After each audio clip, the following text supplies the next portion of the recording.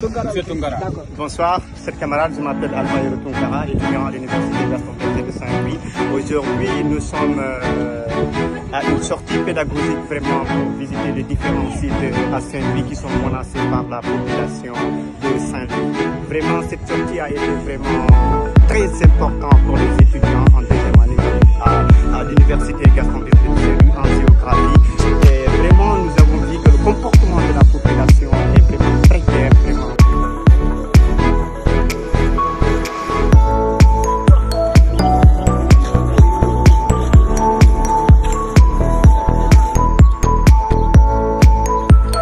Barke Sëñ Bamba mu ngi am en live.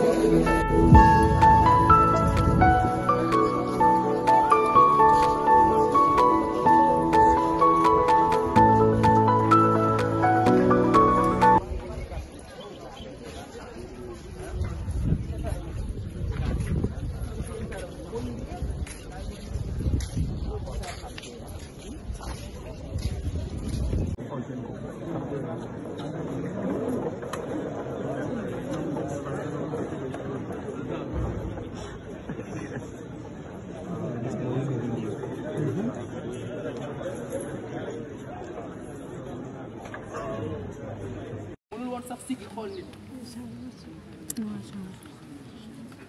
nee na musul romb nit te joxu la ñaari loxoom nuyu la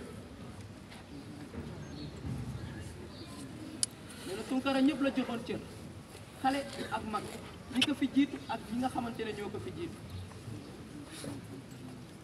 nee na tey nag yàlla suñu borom jël na ko ci suñu loxo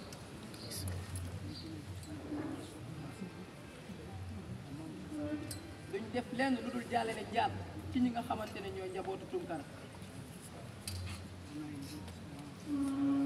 nee na mun nañoo am njott bu rafet ci ki nga xamante ne mooy Alpha Yoro Tounkara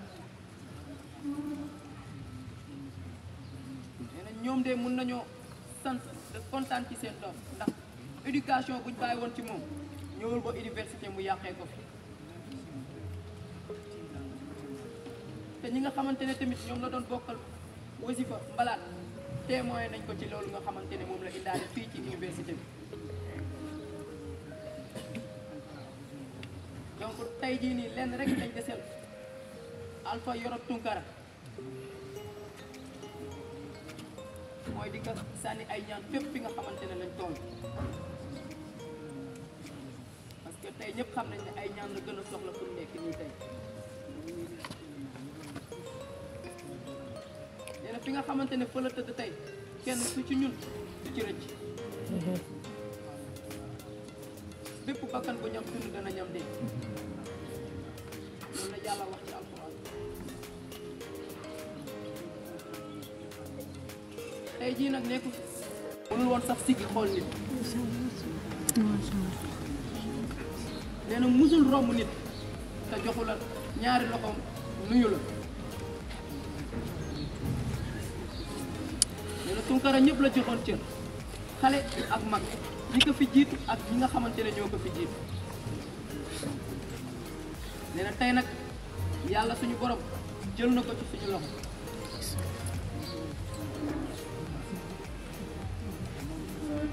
duñ def lenn lu dul jàlle ne jaar ci ñi nga xamante ne ñooy njabootu Tounkara nee na mun nañoo am njott bu rafet ci ki nga xamante ne mooy Alpha Yoro Tounkara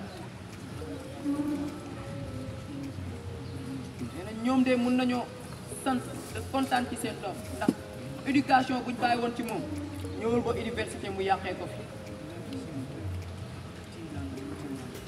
te ñi nga xamante ne tamit ñoom la doon bokkal wasifa mbalaat témoin nañ ko ci loolu nga xamante ne moom la indaale fii ci université bi donc tey jii nii lenn rek lañ desel Alpha Yoro Tunkara mooy di ko sànni ay ñaan fépp fi nga xamante ne lañ toll parce que tey ñëpp xam nañ ne ay ñaan la gën a soxla pour nekk nii tey nee na fi nga xamante ne fa la tëdd tey kenn su ci ñun du ci rëcc bépp bakkan bu ñam dund dana ñam dee loolu la yàlla wax ci alxuraan tey jii nag nekku fi. Nous sommes là pour défendre l'intérêt de l'étudiant. Nous sommes là pour défendre l'intérêt de l'étudiant.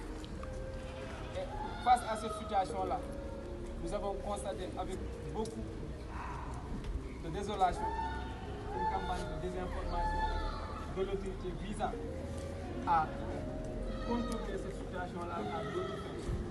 Hier, nous avons vu les affirmations fallacieuses du ministère de l'Intérieur.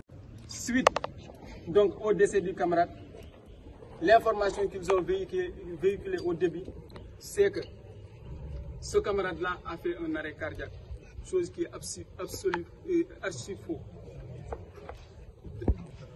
D'autant plus, après ça, ils ont mandaté des soi-disant étudiants qui n'ont ni carte étudiant, ni une UFR dans laquelle ils sont logés pour dire qu'ils vont parler au nom des étudiants par rapport à la situation, chose qui est archi faux.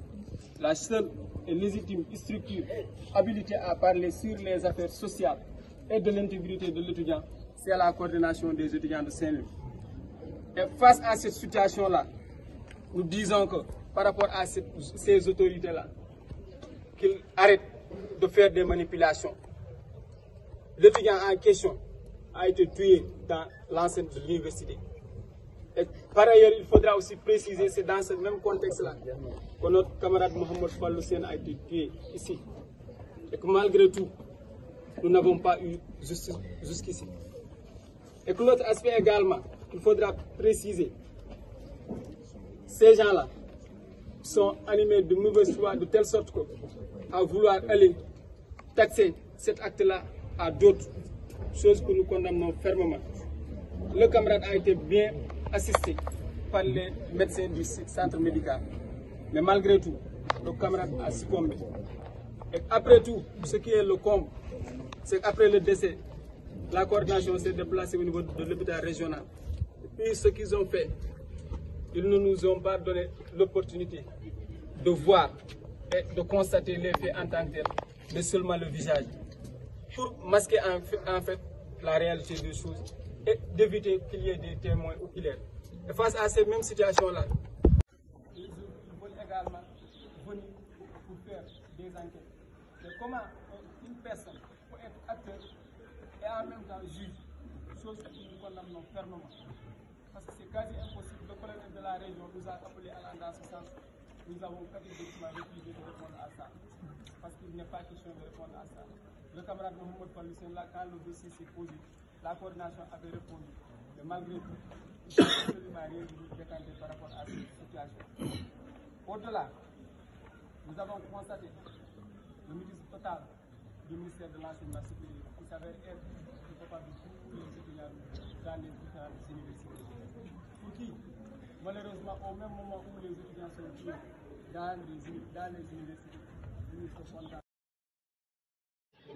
waxuñu yëguñu ñun xamuñu sax ban heure la ñu jël néew bi ci hôpital bi ba ñu yóbbu fee ñun yëguñu ko kenn waxuñu bi ma demee di laajte di jël ay renseignements bu ma laajte ñu ne ñoom yëguñu ko xamuñu ko ba ci woote naa ñu ne ma noonu la war a demee nii la war a demee nag comme que ñu bëgg war a nëbbu lu ñu mënta nëbbu c'est l'idée de la justice. Comment fait-il que moi je vais venir ici pour assister mon fils et aujourd'hui on prend mon fils sans que je le chasse, on l'amène quelque part où je ne sais même pas où ils ont amené le corps. Car nous ce qu'on demande, tout le monde, justice soit faite. Justice pour Alpha. Justice pour Alpha. Justice pour Alpha. Justice pour Alpha. Justice pour Alpha. Justice pour Alpha. Justice pour Alpha. Nous les présidents qui sont décidés dans ces circonstances que justice soit faite dans les meilleurs délais. Et ça, ils n'ont qu'à faire tout leurs moyens. Ils sont capables.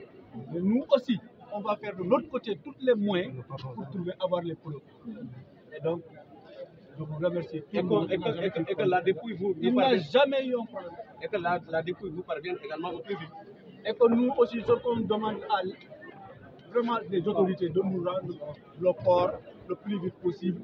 Et nous, on va aller faire des prières et vraiment garder notre fils là où il va aller, rester pour son dernier jour et dernier de la vie dans sa tombe à Guinée. C'est ce qu'on demande.